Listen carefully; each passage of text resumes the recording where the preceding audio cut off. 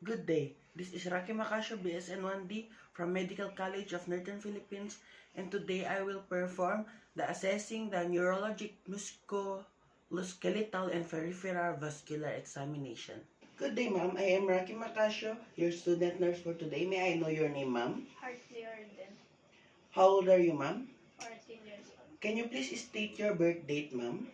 October 29, 2006.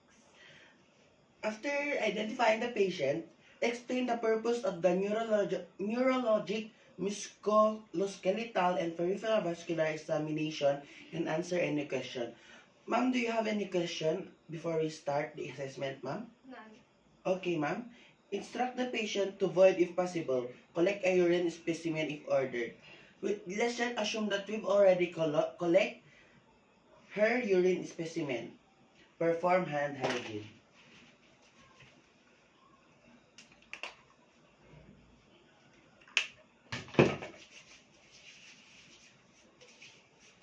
And let's just assume that we've already closed the windows and doors for the patient privacy.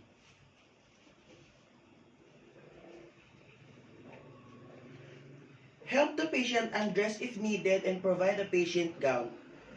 Assist the patient to a sitting position. It's already in a sitting position, so we don't need to assist it now. And ma'am, are you comfortable with your dress right now, ma'am? Yes. Okay. Begin with the survey of the patient overall hygiene and physical appearance.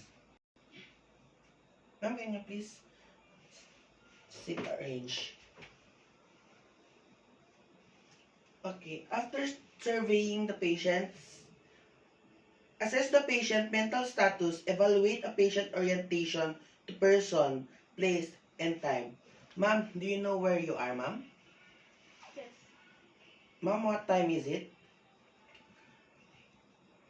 9:18 p.m. Okay, ma'am. Evaluate level of consciousness. Ma'am, can I ask you po if you feel any pain or dizziness right now? Wala po. Thank you, ma'am. After evaluate level of consciousness, assess memory immediate, recall, and past memory. Assess abstract reasoning by asking the patient to explain a proverb such as, the early bird catches the worm. Ma'am, I have something to say to you, ma'am. This is a proverb. Can you please explain this to me, ma'am? The early bird catches the first worm. What does that mean, ma'am? The answer is first come, first serve. Okay, that's right, ma'am. Evaluate the patient's ability to understand spoken and written word. Ma'am, can you please repeat after me? Handsome. Handsome. Okay.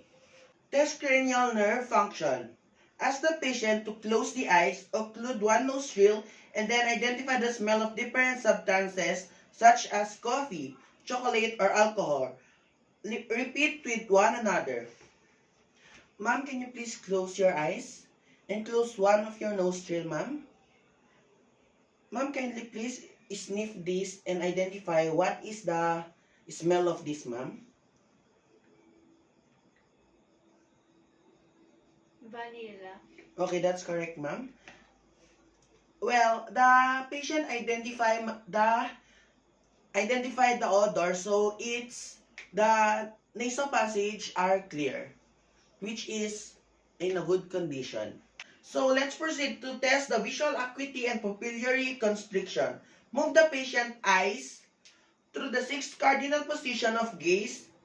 Ask the patient to smile, frown, wrinkle forehead, and puff out cheeks. Ma'am, can you please smile, frown, wrinkle your forehead, and puff out cheeks? So the patient can do that, and that's the normal response. So let's proceed to test hearing. Ma'am, I will close one ear at a time, ma'am, and can you please state what I am going to say, ma'am? And I will say that 2 feet away from you, ma'am. Okay? Handsome. Okay, that's right. Beautiful. Okay, that's right. So, the test hearing of the patient is in a good condition. So, after that, let's proceed to test the gag reflex by touching the posterior pharynx with the tongue depressor. Explain to patient that this may be uncomfortable.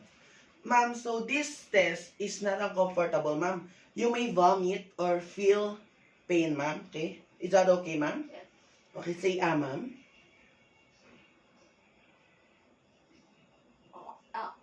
Okay. So the gag reflex is in a good condition because that is the normal response of it. After testing the gag reflex, let's now move on. Place your hands on the patient's shoulders while he or she shrugs against resistance. Then place your hand on the patient's left cheek and then the right cheek and have the patient push against it. Ma'am, I will just assess this part of your body. Is that okay, ma'am? Yes. Okay, ma'am. Can you please shrug your shoulders? Okay, ma'am. Can you please move your face in that side, ma'am? Okay. That other side through too, ma'am. Okay. So that's the normal findings of it and it's in a good condition.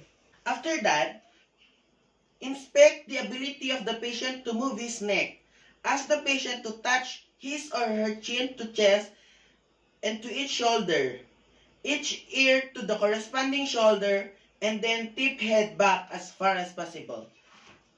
Ma'am, can you please put your chin here in the part of your chest, ma'am? Okay, ma'am. Your ear side to side, ma'am, on your shoulders, ma'am. And your back, ma'am, as far as it can go, ma'am. Okay. So, she can move her neck in a good condition and that's the normal findings of it. Inspect for upper extremities. Observe for skin color, presence of lesions, rashes, and muscle mass. Palpate for skin temperature, texture, and presence of masses. Ma'am, it is okay if I inspect your upper part of your body, ma'am? Yes. Okay.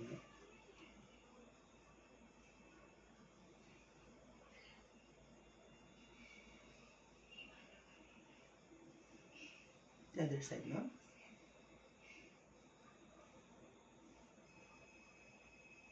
Let's just assume that we've already inspect this anterior part of her body, ma'am. So, ma'am, it is okay if I check your posterior part, ma'am? Yes. Okay. So, there are no signs of lesions or rashes, and the skin color is in a good condition. And that's the normal findings. So, after that procedure, ask the patient to extend arms forwards and then rapidly turn palms up and down. Ma'am, can you please repeat after me, ma'am? So, can you please do this, ma'am? Okay, so the response is normal. After that, ask patient to flex upper arm and to resist examiner's opposing force. Inspect and palpate the hands, fingers, wrists, and elbows joints. Palpate the hands. Okay, ma'am? It is okay, ma'am, if I palpate your hands, ma'am?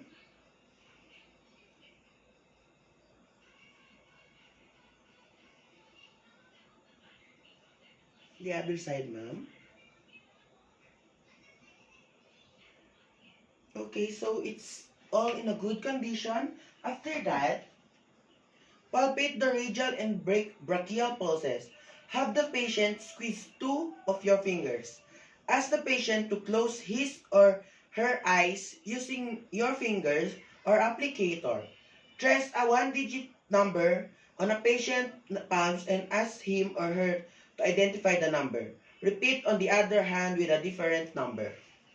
Ma'am, can you please close your eyes, ma'am? And state this number, ma'am. How many is this? 3. 1. The other eye, ma'am. 3. 2. Okay, ma'am. So that is the normal response of it. So it's all in a good condition. After that, assist the patient to a supine position, examine the lower extremities, inspect the legs, the feet for color, lesions, vascularities, hair growth, nail growth, edema, and muscle mass. Okay, ma'am. So, I will assist you, ma'am. Can you please higa po kayo, ma'am? Okay, ma'am. Okay, so, ma'am, it is okay for you if I inspect Yes. this part of your body, ma'am? This lower part? Okay.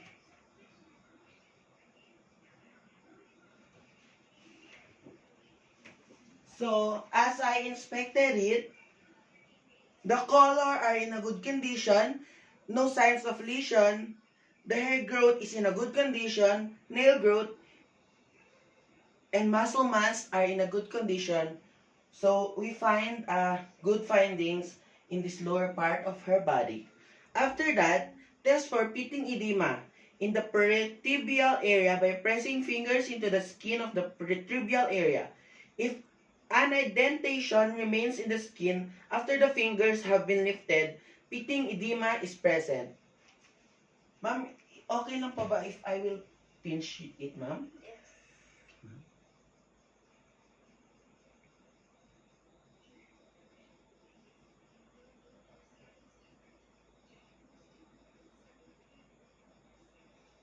So, after pitting it, there are no signs of edema. Because when I lift my fingers up, the skin remains in the collar. Palpate for pulses and skin temperature at the posterior tibial, dorsalis pedis, and popliteal areas. Ma'am, it is okay, ma'am, if I will palpate this, ma'am? Yes. Okay, ma'am.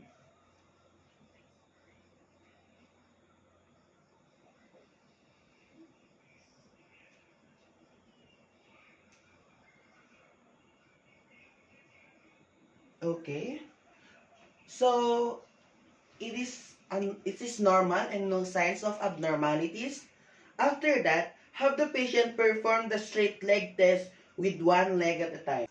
Ma'am, can you please raise this part of your leg?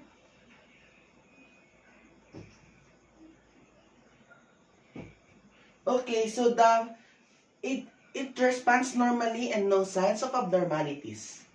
After that, ask the patient to move one leg laterally with the knees straight to test abduction and medially to test abduction of the hips.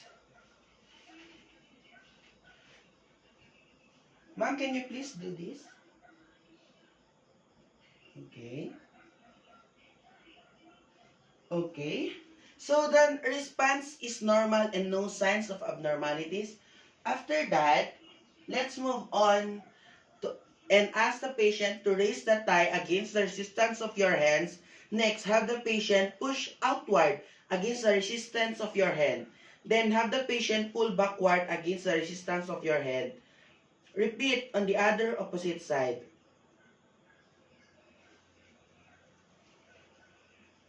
So, ma'am, can you please raise it? Okay. Okay, ma'am. Can you please raise it and put it down? With the resistance, ma'am. With your resistance. Okay, the other side now. Okay. So the muscles are in a good condition and no signs of abnormalities. Okay, after that procedure, let's assess the patient's deep tendon reflexes or the DTRs. Place your fingers above the patient's wrist and tap with a reflex hammer. Repeat on the other arm. So, we don't have the specific tool, so we improvise. Let's just assume that this is a reflex hammer. Okay, ma'am? Can you please show me your wrist, ma'am?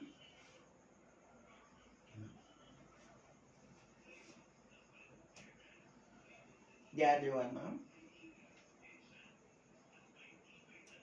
Okay, so the response is in a good condition. After that, place your fingers over the antecubital area and tap with a reflex hammer.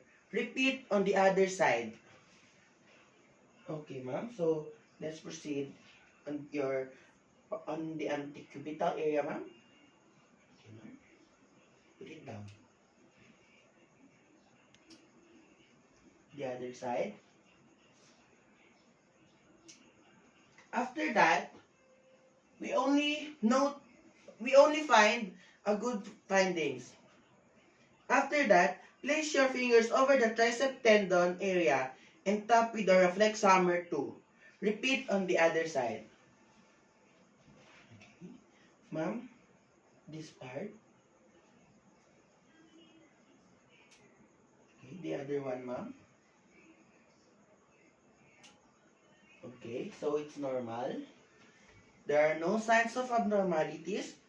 And after that, tap just below the patella with a reflex hammer. Repeat on the other side. Okay, ma'am. On this part of your body too, ma'am.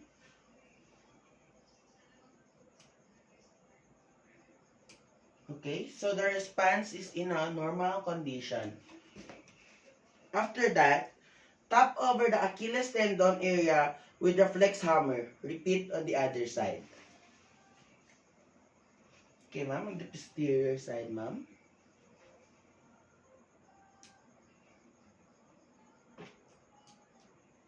Okay. So the findings are good and no signs of abnormalities.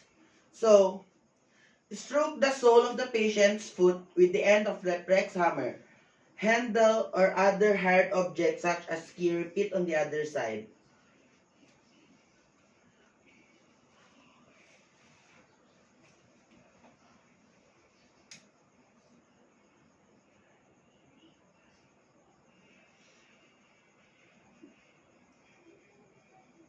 Okay.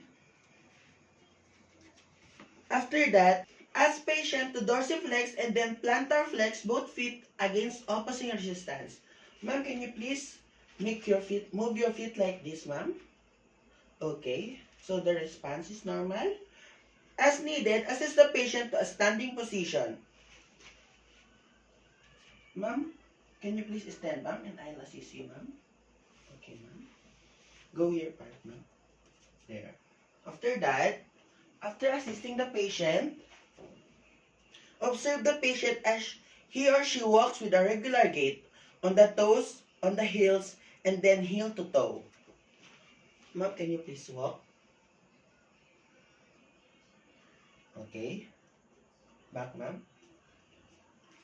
And then heel. Okay, ma'am, walk.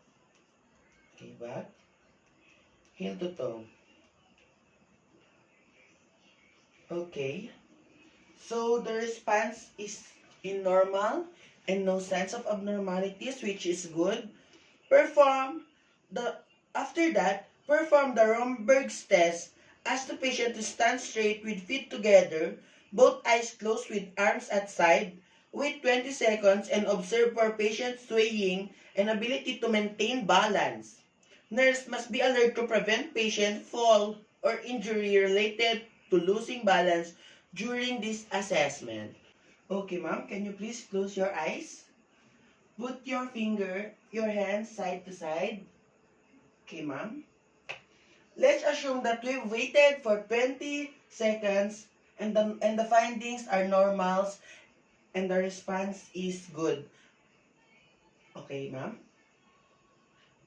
Okay, ma'am. Please sit, ma'am. Open your eyes.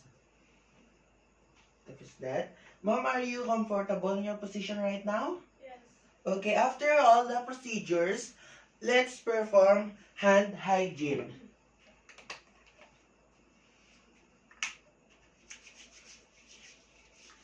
So, ma'am, that's all. Thank you.